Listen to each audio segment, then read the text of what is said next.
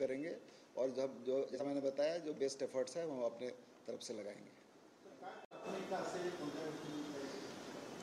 पोलिसांची प्राथमिकता जे कायदा बजावणी आहे तेच आहे आणि तीच राहणार आहे आणि जनतेपर्यंत पोलिसांची सेवा पोहोचवणं, जसं मी सांगितलं, शेवटचा जो माणूस आहे तिथपर्यंत पोलिसांची जी सेवा आहे ते पोहोचू शकेल असा आमचा प्रयत्न राहणार आहे. ते आम्ही करत आलेलो आहोत, आणखी करत राहणार आणि जो गॅप आहे त्याला टेक्नॉलॉजीद्वारे कसं भरता येईल त्याच्यासाठी आम्ही प्रयत्नशील राहणार. So you've been saying you use technology maximum right now. So what are the kind of angles in which you are going to use the technology for reaching out to the last man? That's what I said कि whatever police services, the security net we provide to Mumbaikars, we will like to reach to the last man standing on the ground, and wherever there are gaps we'll try to fill it with the technology implementation, full scale technology into all our processes and systems.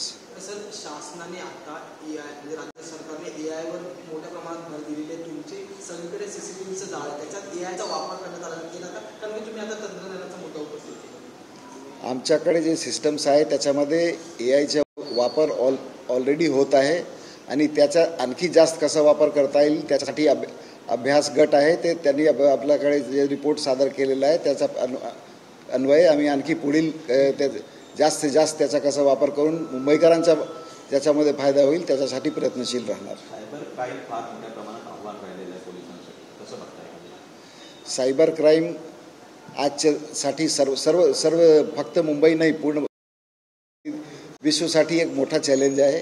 त्याला सामना करण्यासाठी आमच्यासाठी cyber police stations 5 cyber police station सर्व सज्ज आहे. जसं मी अगोदर सांगितलं तुम्हाला, मी या पदभार ग्रहण करण्याच्या पूर्वी मुंबई पोलिसांचाच पार्ट होतो आणि आमचे जे स्कीम्स आहेत त्याला आणखी कसं बळकट करता येईल ते हँडल करण्यासाठी, जसं 1930 आपला हेल्पलाईन स्कीम आहे त्याला आणखी बळकट कसं करता येईल त्याच्यासाठी आम्ही प्रयत्न करतो. मुंबई पोलिसांनी दरवर्षी असं अभियान आम्ही राबवत असतो. यावर्षी आणखी जोरात अभियान राबवलेलं आहे. जास्तीत जास्त असं नागरिक करून आपण कायदेशीर कारवाई पूर्ण करून त्यांना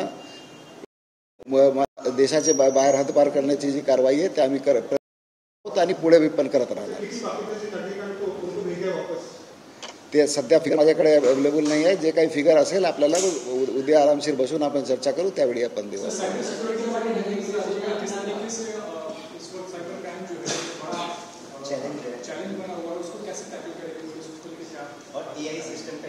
देखिए, जहाँ पे भी आप किसी भी देश में या किसी भी जगह पे डेटा का जहाँ पे ज़्यादा यूज है वहाँ पे उसका मिसयूज भी होना शुरू होता है. तो ये बेसिक प्रिंसिपल है.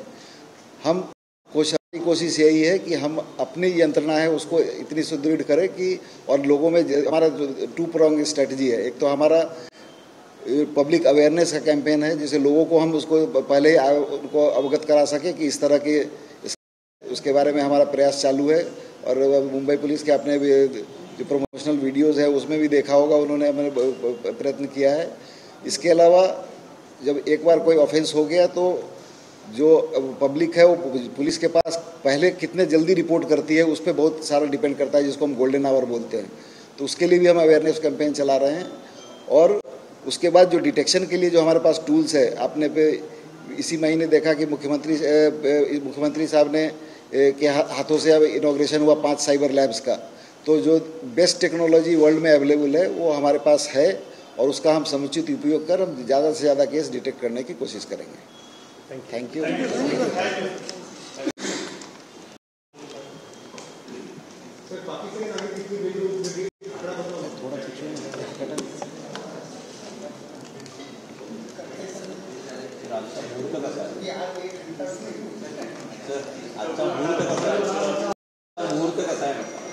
अक्षय तृतीया आहे.